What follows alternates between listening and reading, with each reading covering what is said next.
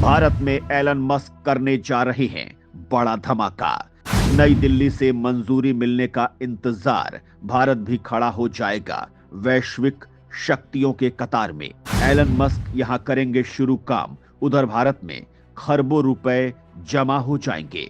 Elon Musk करेंगे PM Modi के सपने को साकार, या मिलेगा किसी और को मौका। दोस्तों, जैसा कि पूरे देश को पता है कि पीएम मोदी का काम करने का अंदाज सबसे निराला होता है। राजनीति हो, कूटनीति हो या देश के मूलभूत ढांचे में सुधार की बातें हो, पीएम मोदी उसी के हाथ में काम सौंपते हैं जो उस काम में माहिर हो। फिर कोई नाराज हो, उदास हो या फिर बुरा मान जाए, हमारे देश के प्रधानमंत्री के लिए देश हित सबसे ऊपर है। दोस्तों, आपको याद है कि अभी हाल ही में एलन मस्क की कंपनी स्पेस एक्स ने भारत की एक सैटेलाइट को लॉन्च किया था। उस सैटेलाइट का नाम था GSAT-20 और उसका काम था दूर दराज के क्षेत्रों में ब्रॉडबैंड सेवाएं देना। सब सोच रहे थे कि एक प्राइवेट संस्था को आखिर ये काम क्यों दिया गया। विश्व में कई ऐसे संस्थान हैं जो इस काम को सफलतापूर्वक पूरा कर सकते थे। किसी ने कहा कि भारत एलन मस्क के साथ बड़ी साझेदारी करना चाहता है, तो किसी ने कहा कि भारत अमेरिका के साथ व्यापारिक साझेदारी को आगे बढ़ाना चाहता है। तमाम कयास और अटकलबाजी का दौर शुरू हुआ, लेकिन सच बात तो सिर्फ इस देश के दूरदर्शी नेता पीएम मोदी को ही पता थी। दोस्तों, आपको बता दें कि पीएम मोदी तो स्पेस एक्स और एलन मस्क की क्षमता को जांच रहे थे कि एलन मस्क की कंपनी अगर भारत में काम करेगी तो कितना बेहतर कर सकती है। बिल्कुल दोस्तों, कथित तौर पर यही कहा जा रहा है कि सैटेलाइट लॉन्च तो एलन मस्क का एंट्रेंस टेस्ट था भारत में घुसने का, और भारत को पीएम मोदी और उसकी आवश्यकताओं के हिसाब से संवारने के लिए। दोस्तों, एलन मस्क को भारत ऐसी जिम्मेदारी देना चाहता है जिससे भारत का वर्तमान और भविष्य दोनों ही बेहतर और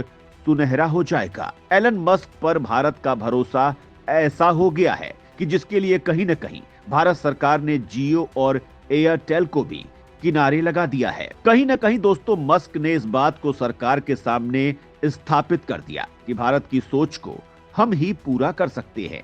आखिर क्या है वो काम जिसे भारत सरकार मस्क को सौंपने की तैयारी कर रही है और जिसके लिए जियो और एयरटेल भी दावेदारी ठोक रहे हैं। दोस्तों, बात है ऐसी कि भारत सरकार जल्द ही सैटेलाइट नेटवर्क सर्विस को भारत में मंजूरी देने वाली है, जिसके लिए जियो और एयरटेल भी जोर आजमाइश कर रहे हैं। दोस्तों, पहले आपको बताते हैं कि भारत में सैटेलाइट सर्विस का बाजार कितना बड़ा है, जिसके लिए इतनी भागदौड़ हो रही है और सभी कतार में लगे हैं। दोस्तों, आपको बता दें कि भारत दुनिया में सबसे ज्यादा इंटरनेट इस्तेमाल करने वाले देशों में चीन के बाद दूसरे स्थान पर है। ऐसे में इंटरनेट सेवा देने वाली कई कंपनियां भारत की ओर देख रही हैं। डेलोइट के अनुसार साल 2030 तक इसमें 36% की तेजी आ सकती है। इस तेजी के साथ ये मार्केट 1.9 अरब डॉलर यानी करीब 16,000 करोड़ रुपए तक पहुंच सकता है। इतने बड़े कारोबार पर पकड़ बनाने के लिए मुकेश अंबानी और एलन मस्क आमने सामने हैं। 16,000 करोड़ रुपए के कारोबार पर सिर्फ अंबानी और मस्क की ही नजर नहीं है। देश दुनिया की कई कंपनियां भारत में सैटेलाइट इंटरनेट को लेकर अपना भी भविष्य देख रही हैं।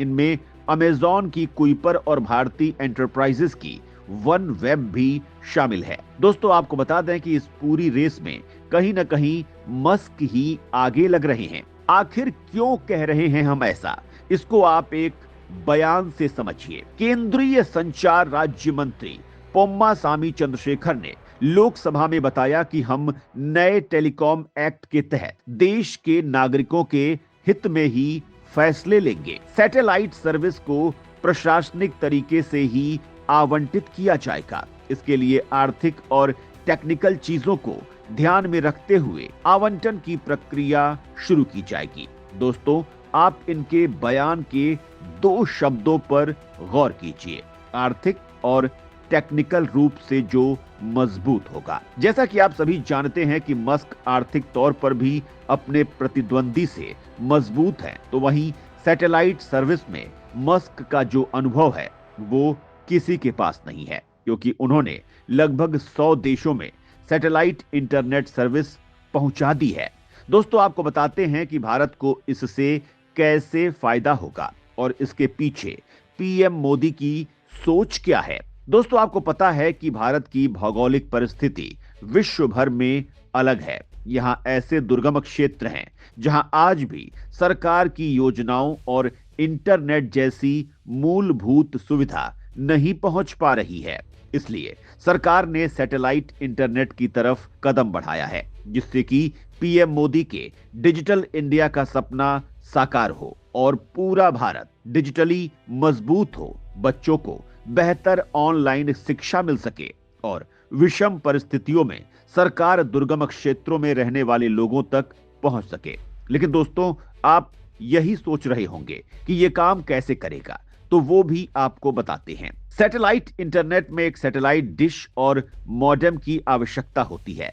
जब यूजर्स कोई इंटरनेट रिक्वेस्ट करते हैं, जैसे किसी वेबसाइट को खोलना, तो ये रिक्वेस्ट पहले सैटेलाइट डिश से एक सैटेलाइट तक भेजा जाता है। सैटेलाइट यूजर्स की रिक्वेस्ट को धरती पर स्थित नेटवर्क ऑपरेशन सेंटर यानी एनओसी पर भेजा जाता है। ये सेंटर इंटरनेट से जुड़ा होता है। वहां से आवश्यक डेटा एकत्रित कर सैटेलाइट के माध्यम से वापस यूजर्स की डिवाइस तक भेजा जाता है। दोस्तों, आपको बता दें कि इस पूरी रेस में एलन मस्क ही नजर आ रहे हैं, क्योंकि उनके पास भारत की जरूरतों को पूरा करने की तकनीक भी उपलब्ध है।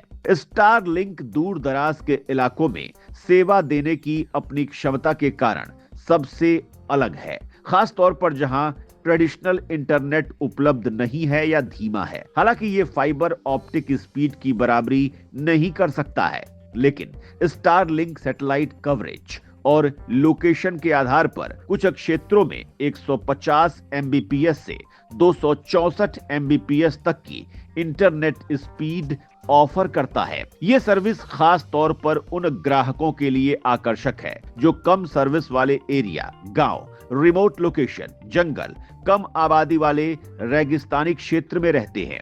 उम्मीद है कि ये रिमोट वर्कर्स, ट्रैवलर्स और ट्रैकिंग करने वालों के लिए एक गेम चेंजर साबित होगा। इसलिए भारत में एलन मस्क की दावेदारी मजबूत दिख रही है। भारत जानता है कि एलन मस्क को साधने का सीधा मतलब है कि भारत में निवेश को बढ़ावा मिलना। तो वहीं भारत यह बात भी अच्छे से जानता है कि मस्क और ट्रंप के रिश्ते बेहतर हैं, तो वहां भी भारत को कूटनीतिक फायदा मिलेगा। तो वहीं मस्क को पता है कि भारत का बाजार उन्हें और अमीर करने के लिए काफी है। इसलिए मस्क और भारत लगातार एक दूसरे के पूरक बनते जा रहे हैं और मस्क भारत के नए प्रशंसक भी बने हैं। भारत की वोटिंग प्रणाली की तारीफ करना इसका ताजा उदाहरण है। यानी कि पास आने की चाहत दोनों तरफ है, जिस पर काम भी शुरू हो गया है।